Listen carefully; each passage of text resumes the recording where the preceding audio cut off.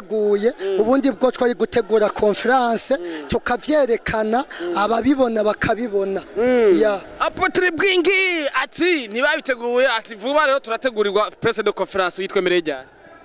mu kwezi kwa kabiri mana yanje hasigaye iminsi ngaye no guma marura reka nigire ko pasteur hano pasteur ngo muri Apotre Bwenge asanzwe akora iki Chendo muhumure muri timu ndumuhumure muri timu nkanjeje guhanura aragaciyemo gatankanura ibishoboka yego nico njeje muri Apotre Bwenge nico njejwe tubukene kandi igihe nitwabona bikwiye ko tuzishirako tuzozishirako kubera hari korogo nibaza ko atamahera menshi abura ngo dushireko tuyishire ku ifoto nivyashoboka tuzoyishirako director ariko wowe director ndakuzume ngo umuntu ufata agacupa vyagenze gute ufata ka orange urumva it's nothing yeah cyane ni kubera uri kumwe na Apotre ana hari umupasteur uvuga ati ndahevye reka jeni nwera akantu nkaka urabona muri Apotre Bwenge kuma numva ko security kumwe ugo muvugo ushaka kuvuga iki ahubwo jena narakaye mu mwanya kandi abona menga ari watevye kumbaza jena goma numva uvuga ngo nakabanga uvugira inyuma nibase vuga ico agomba kuvuga jewe jena goma ndakubwire ko nkazi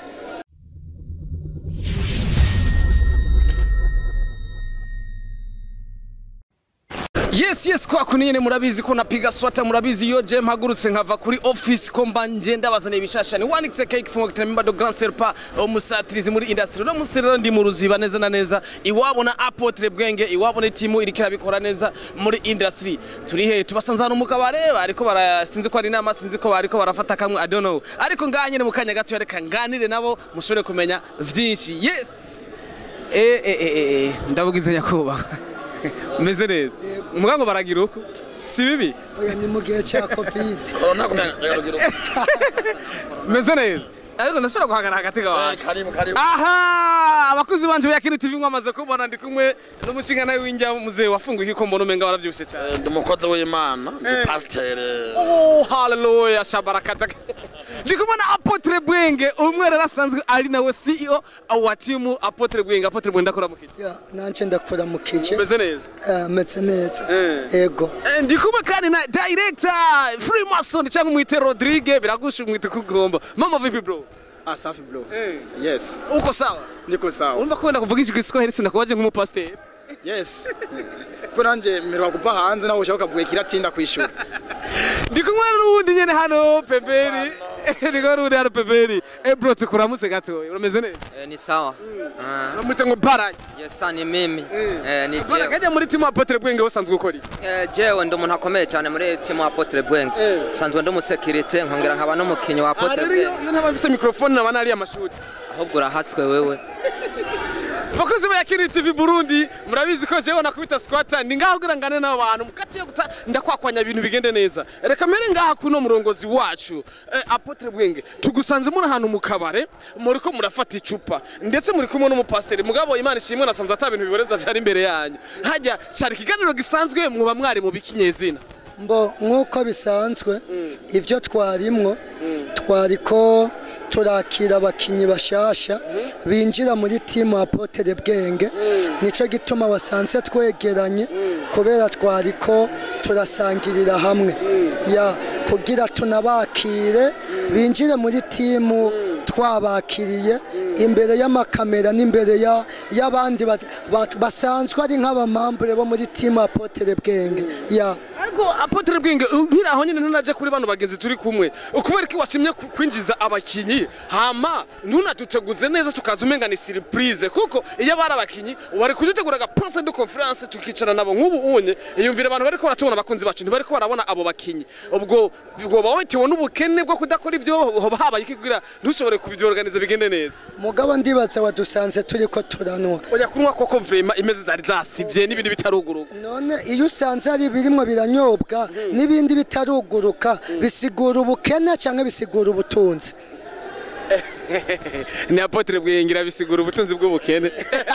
oya ni kimwe n'ubutunzi ariko nahagaze kuri twebwe kuri rezo sociaux kubera ko mutadutumiye tuze nk'ababizi tureka kuhidombokeza impamvu tutabikoze twagomba namwe mwironderera amakuru musange turiko turanwa ntitwari twateguye ubundi bwo twari gutegura conference tukavyerekana ababibona bakabibona Apotre Bwenge ati ntibabiteguye ati vuba rero turategurirwa press de conference yitwemereye ryari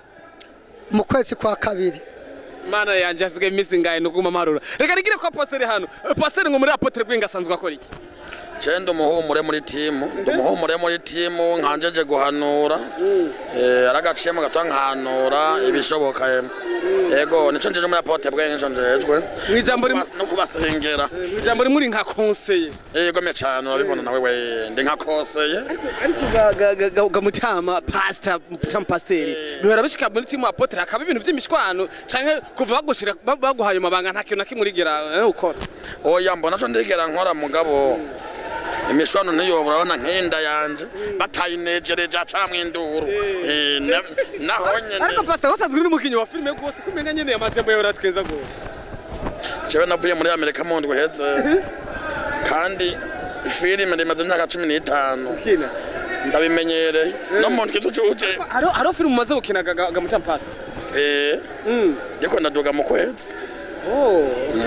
ninde directing no mu director directing Apotre Bwenge nye Apotre no directing yaturihiye byose twagafiduye yego yaturihiye Apotre Bwenge nta kinyoma ho kirimo nubishaka aja ku icano yacu wandike Apotre Bwenge atari kuko ndazi mwe mufise sinema imwe zo kuvuma amaraso yiki iyo bitwa amarushwa y'ingumbo urayibona ndayizi mugabo iyo ntiyavumye gose nk'amaraso iyo bita nshemagura urayibona ntidufise imwe izo zose cyakuraba amarushwa y'ingumba nshemago ahubwo amaraso y'urukundo je nayize amaraso y'urukundo gose ari yo filime yariye hiti mu gihugu cy'u Burundi gusumbya izindi filime zose zakina izindi filime zakina niyo filime nico gituma nawe ari nayuzi oyaje vraiment inchemago sinayibuka gose muga amaraso y'urukundo vraiment nayibo yes bakuzi ba Yakini TV mugire subscribe mwongera mugire na partage murabona bambaye n'umwambaro Apotre none ikindi kibazo Apotre kugira nshobore bwana na director gatoya kubera ko washize ko ifoto abandi atamafoto wabashiriyeko na mukuru abura mukuru we hagomba kwerekana ico bitwa itandukaniro ry'umushefu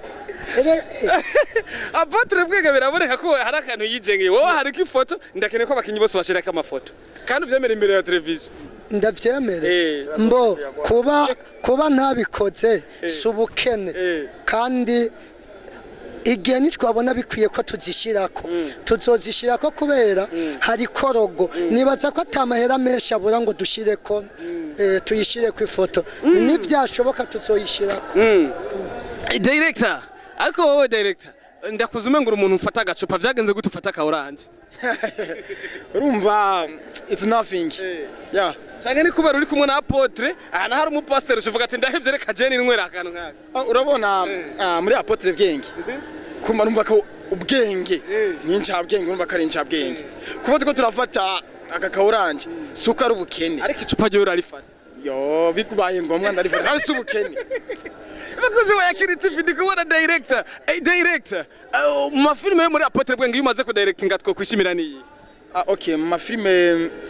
muri Apotre Bwenge maze ku directinga uvuga ati je no kwishimira nkashobora no gupresenta mu bandi ba director okay filime ya mbere no vuga ati no kwishimira cyane maze ku directinga niyo bitwa amaraso y'urukundo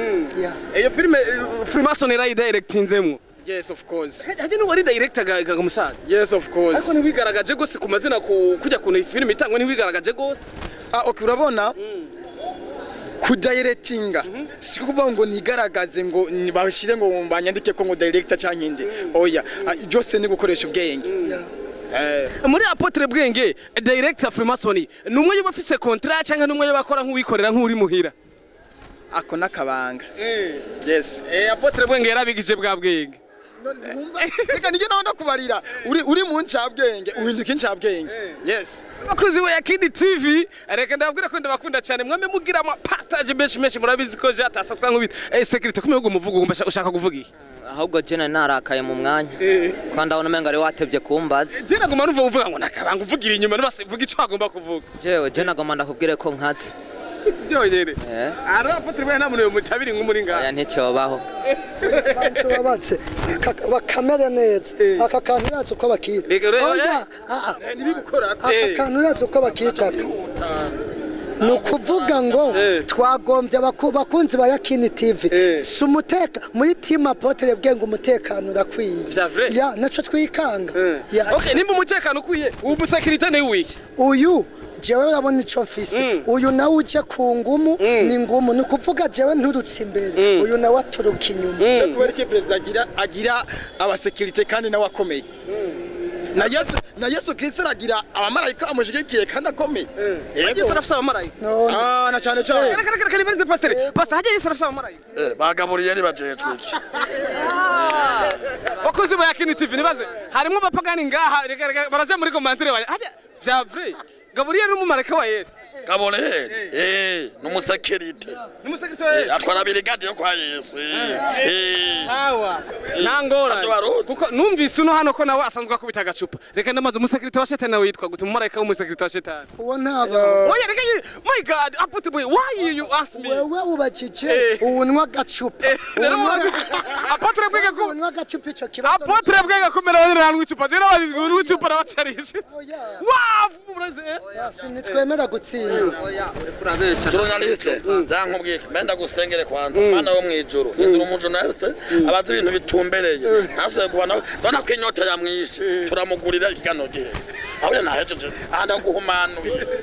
reka mukurangiza kugira nidu je bafanzi banje sinkunda ko barambira mukurangiza tugira akajambo kamwe tugiye tuyazi Apotre Bwenge twumvise ko hari kurakira abakinyi wake abakinyi kubera abo warusanzwe ufise bari bake wake abakinyi kubera ugombye kugwiza ari kintu ugomba dukorere wake abakinyi bashasha mu mvo izi team Apotre Bwenge irimwe abadasere irimwe abakinyi twa nitwakira abakinyi ngo nuko abandi bagiye n'umuryango wuguruye uriko muri commune Muha